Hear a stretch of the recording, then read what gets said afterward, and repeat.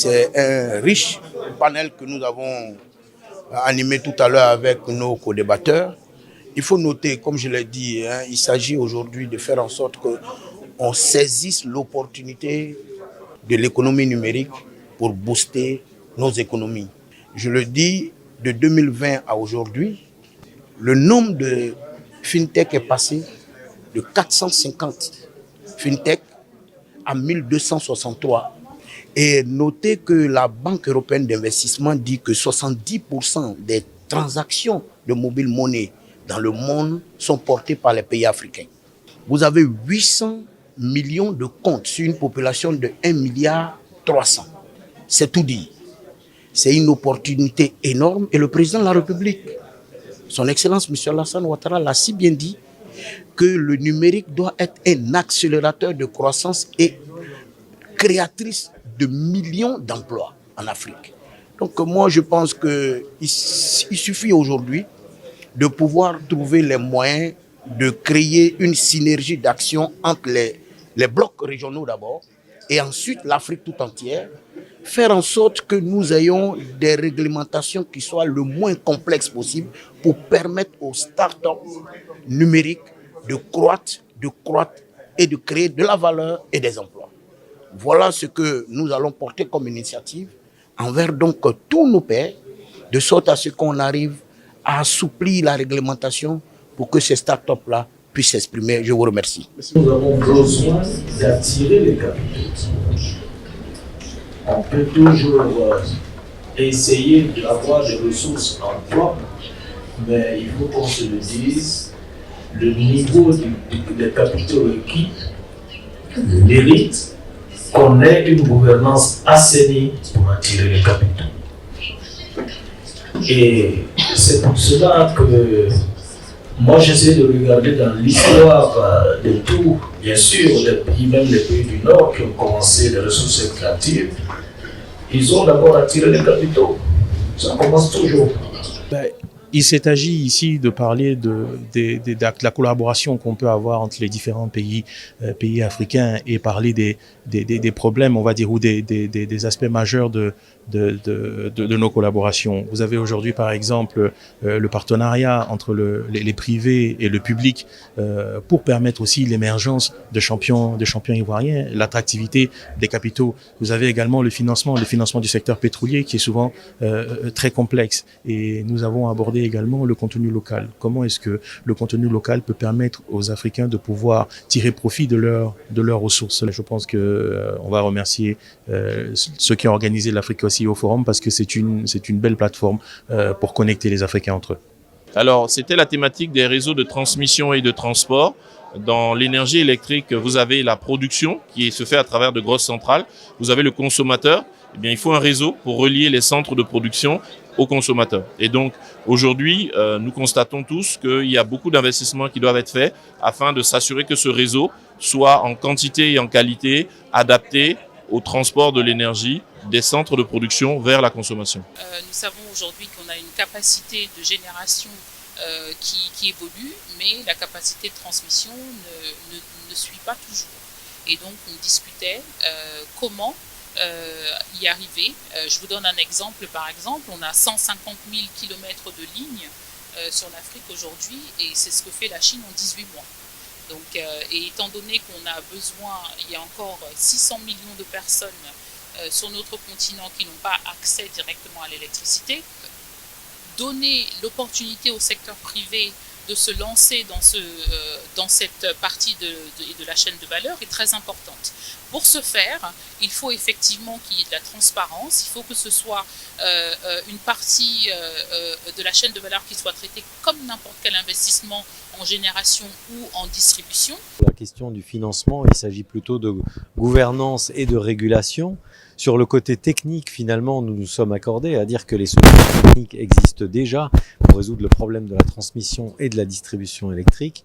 Et enfin, la digitisation de tout cela, le contrôle des pertes techniques et des pertes non techniques pour avoir une disponibilité de l'énergie électrique à travers l'Afrique. Nous avons également adressé le sujet des transmissions entre les différents pays, les transmissions régionales, le réseau électrique régional en Afrique, où nous avons constaté que l'Afrique du Nord avait beaucoup de connexions avec l'Europe du Sud, mais que nous n'utilisions pas ces projets-là pour connecter l'Afrique subsaharienne avec ses voisins et ses frères de l'Afrique. La SNIM est une entreprise mauritanienne de minerais de fer qui travaille dans le domaine de l'extraction et de la commercialisation du minerai de fer depuis plus de 60 ans. C'est le deuxième producteur africain de minerai de fer. Nous sommes venus ici afin d'explorer, de jauger les possibilités de renforcer la coopération entre les entreprises africaines et particulièrement de l'Afrique de l'Ouest dans le domaine de la production du minerai, mais aussi de sa valorisation. Parce que la SNIM actuellement vient de mettre en place un programme stratégique ambitieux qui vise d'en faire un hub minier régional. Donc elle vise à doubler sa production d'ici 2031 et à aller même à 80 millions de tonnes à l'horizon de 2045. Elle vise aussi d'instaurer une industrie de transformation locale de minerais de fer avec la production des pellets, des DRI et des HBI à l'horizon 2031, 2038, 2045 aussi. Donc on visera à 2045 un pourcentage de 45% de notre production transformée. Nous espérons de sortir de ce forum avec des discussions fructueuses sur les possibilités de coopération interafricaine dans le domaine des minerais de fer et dans les domaines techniques connexes. Alors on participe à ce forum qui est un rendez-vous africain d'affaires où il y a la possibilité de rencontrer beaucoup de CEO et de potentiels investisseurs intéressés par nos différents marchés. Donc nous sommes là pour deux raisons principales, ou même trois on va dire. La première, c'est d'être présent, c'est un rendez-vous, il faut être là. La deuxième, c'est que le Sénégal a connu un tournant décisif dans son organisation interne, donc à travers le changement de gouvernement, qui a décliné un nouveau programme, une nouvelle stratégie qui s'appelle Sénégal 2050, une nouvelle vision accompagnée de projets prioritaires. Et ces projets-là, aujourd'hui, font l'objet de présentations au niveau des investisseurs potentiels à qui nous voulons les montrer et voir s'il y a un éventuel partenariat possible pour venir investir au Sénégal.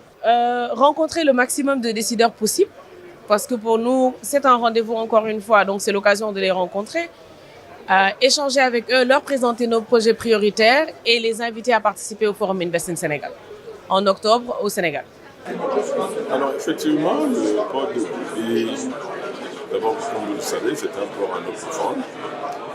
Donc il a vocation à accueillir des navires d'un certain gabarit.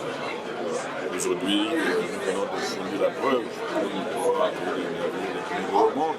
Il y a quelques jours, vous êtes au courant, ici, étant exerçant dans la communication, vous savez que nous avons accueilli le plus grand porte-conteneurs du monde. Et c'est un gros avantage, non seulement pour le Cameroun, mais également pour les pays de l'intérieur. Parce que c'est une porte ouverte. Alors déjà, Africa Global Logistics, nous sommes présents en Afrique dans 47 pays. Nous avons 23 000 collaborateurs et nous proposons des solutions dans la logistique, le portuaire, le ferroviaire et le maritime. Nous, ce qu'on attend de l'Africa CEO Forum, c'est de pouvoir renforcer nos partenariats avec le public et le privé, de faire des rencontres clés dans le business et d'aller plus loin avec nos partenaires au service du développement du continent africain.